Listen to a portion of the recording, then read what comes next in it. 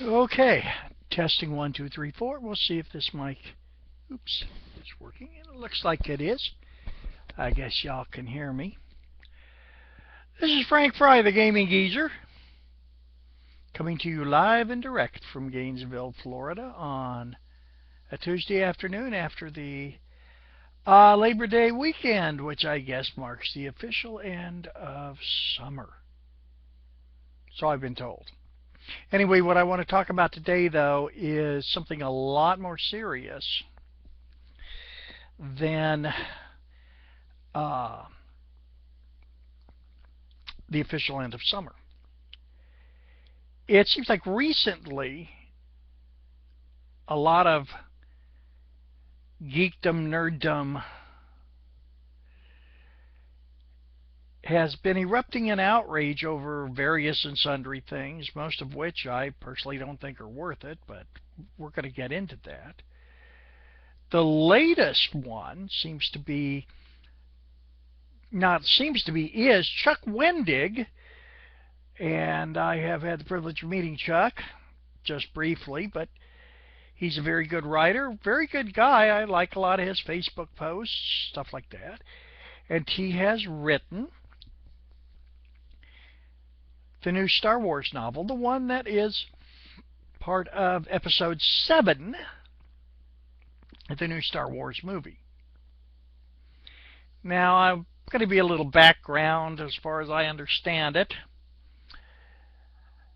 Since the last Star Wars movies have come out, there have been, or hell, even before that, a lot of what's called the expanded universe. This is basically fan fiction, but it's also novels, like Heir to the Empire, for example, the Thrawn trilogy by Tim Zahn, which is very good and very much a lot of fun to read. The number of other things, games, including the role-playing game. Yeah, I had the first edition Star Wars RPG from Wizards of the Coast. It has long since vanished in the haze, but I'll tell you now, it was about the only D20 game I ever really liked. Anyway, I also had Saga Edition and a few other odds and ends. And right now I currently have the Fantasy Flight games Edge of the Empire and Age of Rebellion and some of their supplements. And that's also very good. Lots of fun. Okay, what you had with the expanded universe was what people have been calling canon. This is canon, C-A-N-O-N, canon. Now, having grown up Catholic, including a stint as an altar boy, you find out what canon is when they talk about canon law. Canon basically means holy scriptures, canonical. They talk about the canonical books of the Bible. You know, these are holy scriptures. That ought to give you some idea of what this stuff is. Anyway, a while back, I believe it was last year, let's go show you how much attention I actually pay to this. Disney Productions, Disney Corporation, who now owns the IP out of Lucasfilms, said, the extended universe isn't real, like the Star Wars universe is real. Yeah. Anyway, so all this canon was suddenly no longer canon. Why? Because the people that own the property said it wasn't. Okay. That's their lookout as far as I'm concerned. That's what they want to do. Go for it. Let's see what you got. Anyway, Chuck was given the contract / assignment of actually writing the book, the first one in this new universe, if you will. And the reaction to it was amazing. Now, Chuck went ahead and included several I can never get these letters right. Let's just say several gay characters, gay and lesbian characters in the book, one of whom is a main hero. Okay, that's fine. Star Wars universe to me has always been a very diverse place. Room for everybody, and be interesting to see. And then the shit hit the fan. Chuck actually came under assault by the defenders of the extended universe. He was rated on Amazon with a bunch of one-star reviews. The guys just show up and click a one-star. They didn't even read the book. Hell, they didn't even buy it. And all of a sudden, Chuck Wendig, author, decent human being, professional, gets gobsmacked by Nerdrage. And I could think of a number of things in this world to really get yourself worked up over. But a book, a fictional book, the Star Wars universe, really? It's not real. I mean, this is the IP, this is where it's going, and that's fine. But this is nothing new. I mean, in my hobby, our hobby, the gaming hobby, D&D 5th edition came out, and oh my God, the screaming and yelling. Edition wars blew up, and then blew over like it rightfully should have. I mean, if you don't like 5th edition, don't buy the books. Don't play the game. It's that simple. You like 2nd edition, which a lot of people do. Hey, I'm sure you can find a lot of other people that want to play 2nd edition that don't mind. 3rd edition, even 4th edition. Why, I'll never know, but, if you like it, go play it. That to me is that simple. It is just that simple. And then, of course, Warhammer, Age of Sigmar.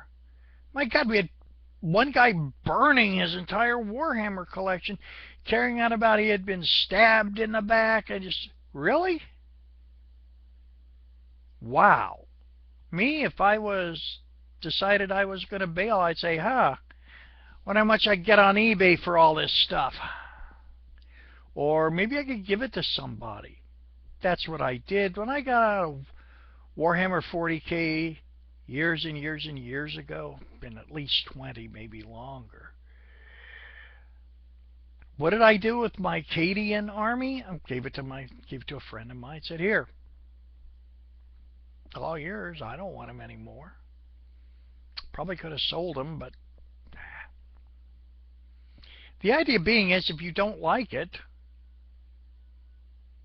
don't bother with it. I mean, it's that simple.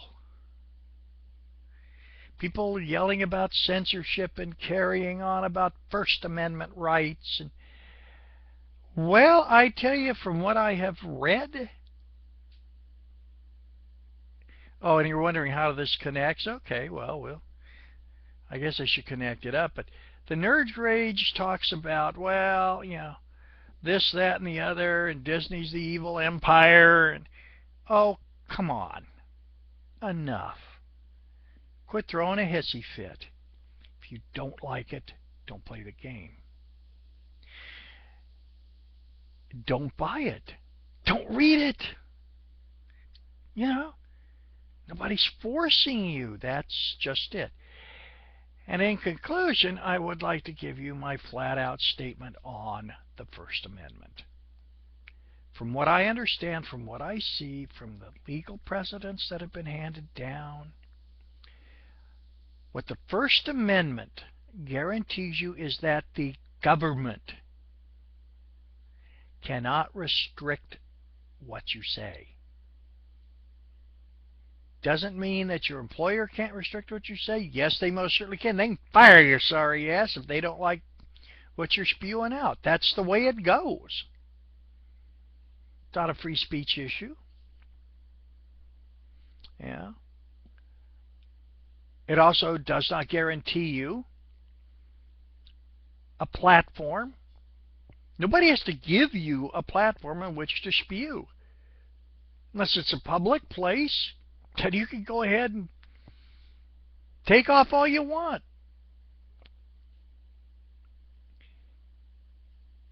But the bottom line is, when we start talking censorship, that's fine. You look at people, at some of the, I look at some of the artists I like. I like Mike Resnick. I like his books. I like his Doc Holliday series, his steampunk westerns. My God, they're good. They're fun to read. Resnick is very conservative. And in fact, a year or so ago, he got in trouble with SFWA because of remarks made during an interview, him and Barry Malzberg. People were going on and off, and I thought, okay, yeah, those weren't, but how much are you willing to forgive? Roman Polanski. Yes, Roman Polanski is a convicted, let me say that again, convicted child rapist. Being convicted of statutory rape, I believe, any sex with a minor child. He was convicted. What he's been avoiding for the past several decades is getting sentenced and appearing in front of a judge. And you know what? I still like his movies. He's a very talented filmmaker, even if he is a rotten bastard of a human being in many people's eyes, mine included. But he still makes good movies. Richard Wagner. Wagner wrote some of the most beautiful, grandly sweeping classical music I have ever heard. He was an absolute, he was the admiral of the douche canoe fleet. He really was. God, he was a wretched human being. I mean, aside from the fact he was an anti-Semite, he also took great pleasure in diddling other men's wives. That's right. If you were his patron, hey, he'd do your wife and wouldn't even charge you extra for it. Personally, the man was scum. But damn, could he write music. And of course, my own favorite author, Howard Phillips Lovecraft. The man who basically created the Cthulhu mythos, who created the genre of weird fiction and cosmic horror. Wow, you talk about a racist. Yeeks! Some of it makes it a little painful to read some of his work, but overall, yeah. So it depends on how much you willing to put up with. Do you like an artist's work? If you don't, then you don't buy it. You don't read it. Don't bother with it. If you don't like it, why do you read it? I'm always amazed at hate watching. I think that's what it's called now.